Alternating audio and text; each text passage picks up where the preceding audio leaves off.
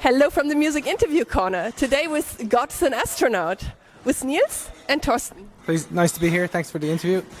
Yeah, it's very nice to be here. Thanks for talking to us. Oh, thank you for taking time to talk to me. And did I pronounce your name correctly, Torsten? Because it's a German name, actually. You both have German names. Yes, our mother is from Hamburg in Germany, so yeah, that's where we got the names. Yeah. The best metal bands come from Hamburg, Germany. Oh, really? Okay, good. I'm from there too, like close to Hamburg. Yeah. There you go. So you're playing here tonight in Helsinki at Tavastia Club, and I heard it's almost sold out. How does it feel? Actually, it is sold out. So It is sold out now. Wow. So it's actually, this has probably been our most successful run of shows, I think, in a long time. It's been, I think this is the third or fourth sold out show on this 10-day tour or so. And there's another 2 shows, I think, which will be sold out as well. So it's not quite a full house, but it's close. So it's very surprising. Cool. Yesterday you had sold out in Tallinn, right? Yeah, it was sold out too. That was great. And before that, Leipzig was sold out as well. So it's been a great experience this time around. So, I mean, a lot of these shows were originally planned during 2020, but with the pandemic, so a lot of the shows are moved around. So these shows are a few years late, but better late than never, I suppose. Yeah. Do you want to add anything to that? Yeah, just for, been on the, together for over 20 years, to see the audience still interested in coming to watch us and listen to our music. It's a very humbling experience to us, and for us it's so gratifying because we've done it on our own terms. We never compromised our music in any way, and to have a dedicated audience, I couldn't ask for any more. If we ended it right now, I would be happy. And how is it for you, for both of you, to be on tour with your brother and be in a band with your brother for so long? It's all right these days. We used to have a lot of fights when we were younger, but yeah, it's more calm these days. So it's good to have my twin brother with me. Our dad used to do the merch, but he's retired. He's retired this year, so it used to be like more of a family affair. But it's still we're all still really close in it as well. So we still have Lloyd, and the sound guy is Lloyd's brother. So yeah, so. And my wife does the lights, and her son does the merchandise. So, and we have Daniel, who's a guitar player a young prodigy, a really good guitar player doing the tour with us, and we're really proud to have him. Everybody's really close, and we know each other really well. So it's a good family kind of vibe to the camp for sure. Cool, and I think it helps you if you have only family or mainly family to do it on your own terms.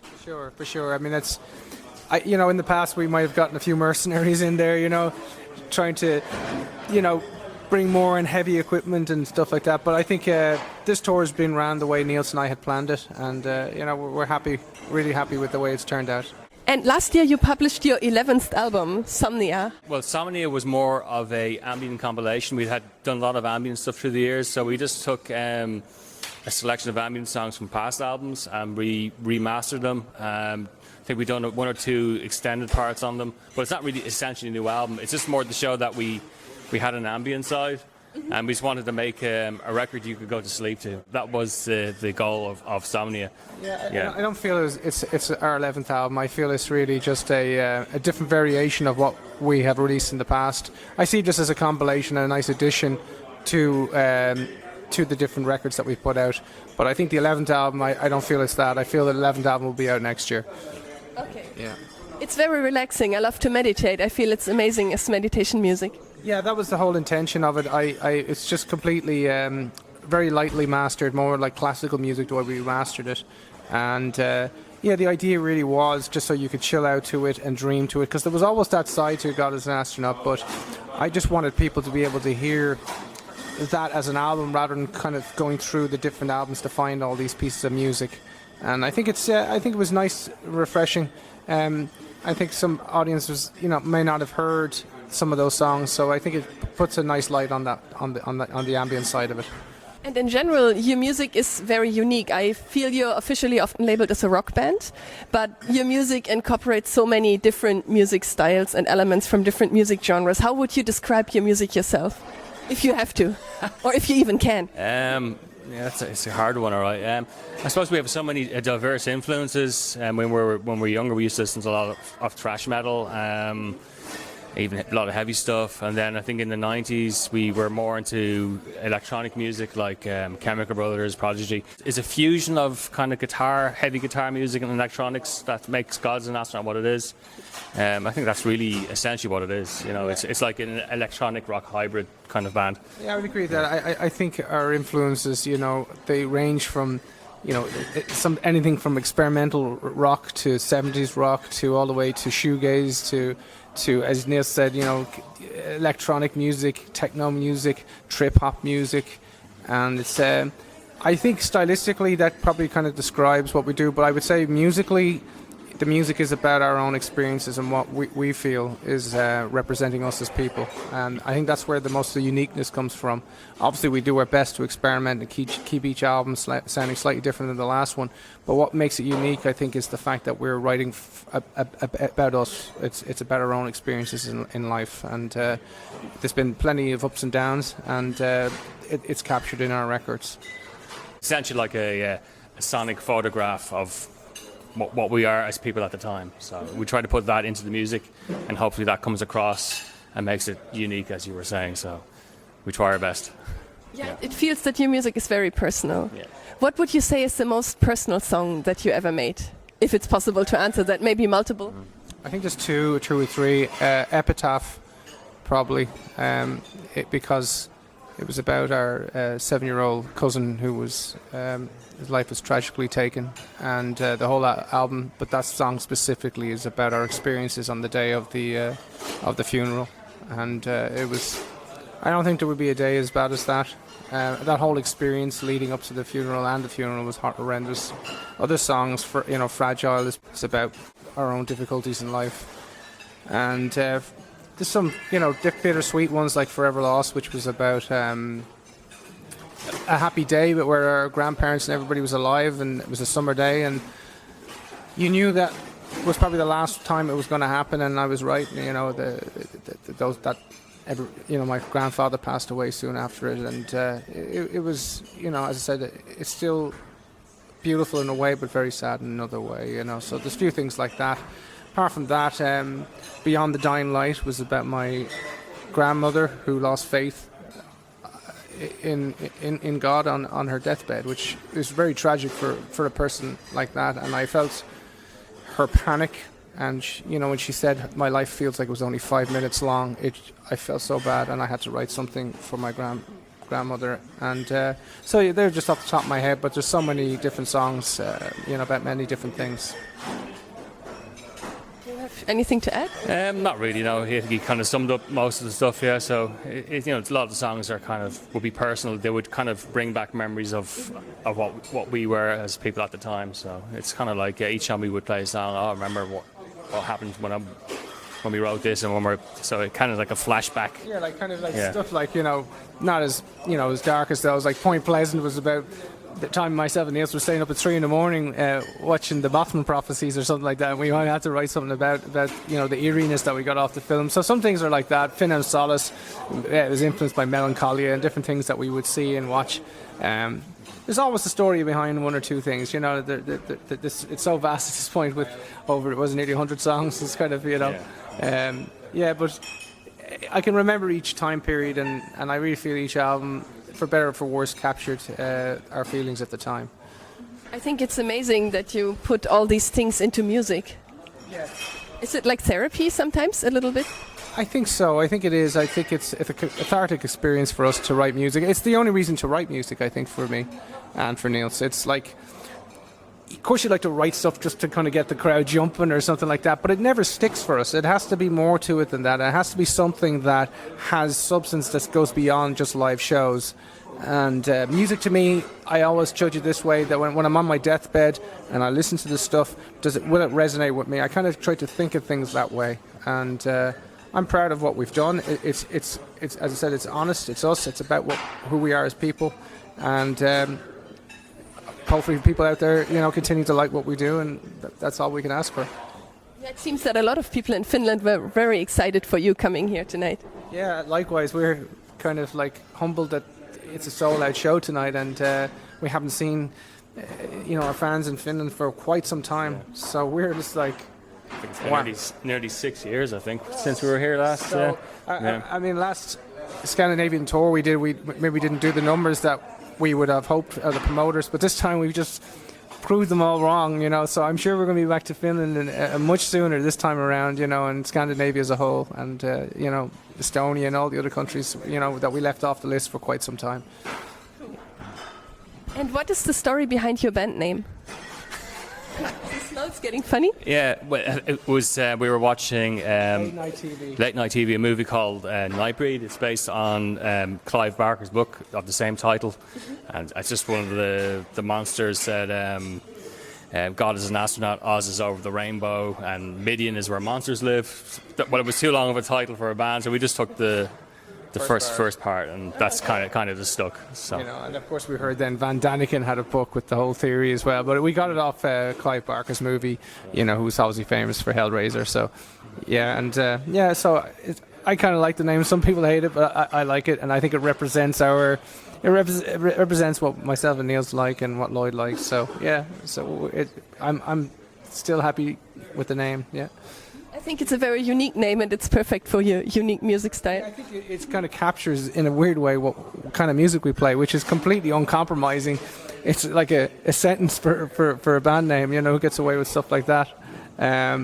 But yeah, so some people, as I say, you know, they wish you had a punchy short name like Oasis or something like that, but that's just we're not a commercial band, and we don't want to be. So. But I was just thinking, good that you're not behaving like the Gallagher brothers, you know, like beating each other up on tour and stuff like that. Not anymore, no.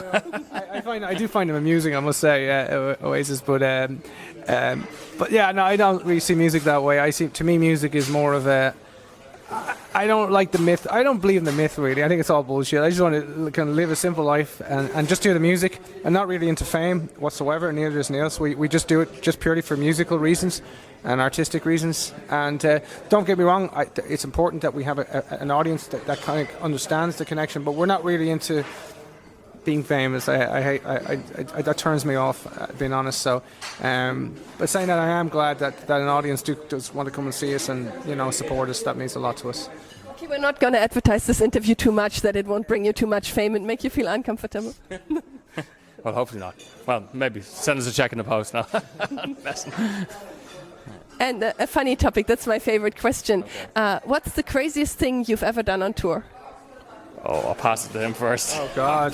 Crazy thing. Yeah, we'd have to get Lloyd in for this one. Lloyd is the crazy one. The crazy thing, you have to be careful not to get cancelled there. I think you're gonna get me in trouble.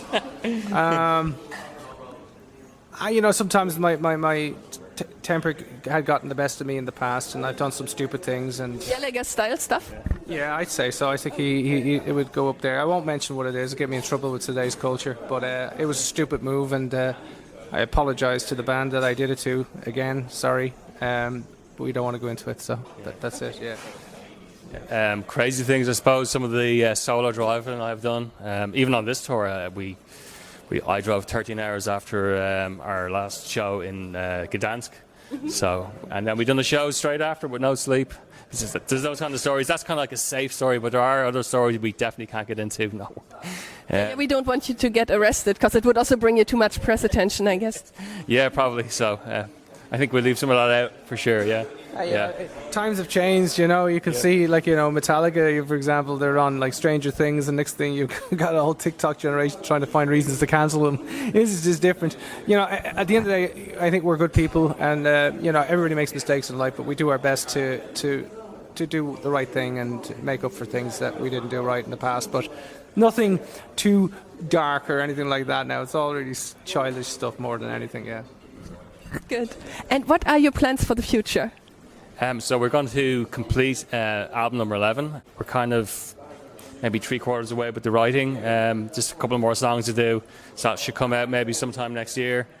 Other than that, I don't really know. Maybe a bit more touring, but just going to mainly focus on writing, I think. Yeah, I think you know that the main focus is to really write a new album that I think tries to push the band forward, you know, as much as we can. I feel that we've been working on a new sound over the last while between Epitaph and Ghost Tapes, But I feel we still have to really put it together in a way that I think makes as much sense as, say, as All Is Violent, All Is Bright, our past records.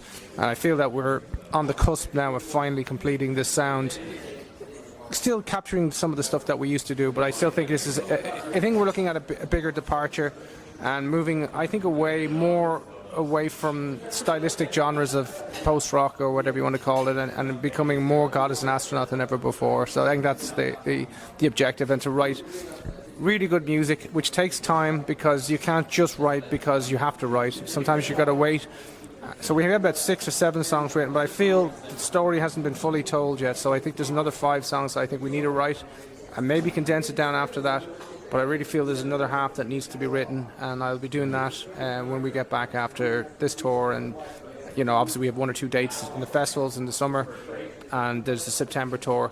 But I think we'll be probably focusing on a April tour, maybe even later next year, it could be even summer tour before we come back with a new album. It has to be the best thing that we've done, and that's what we're working on. Cool. Now I'm really excited for your really official 11th studio album. We probably hyped it up too much. Yeah, don't get too famous. We have to be careful here. Is there anything you want to say to your fans?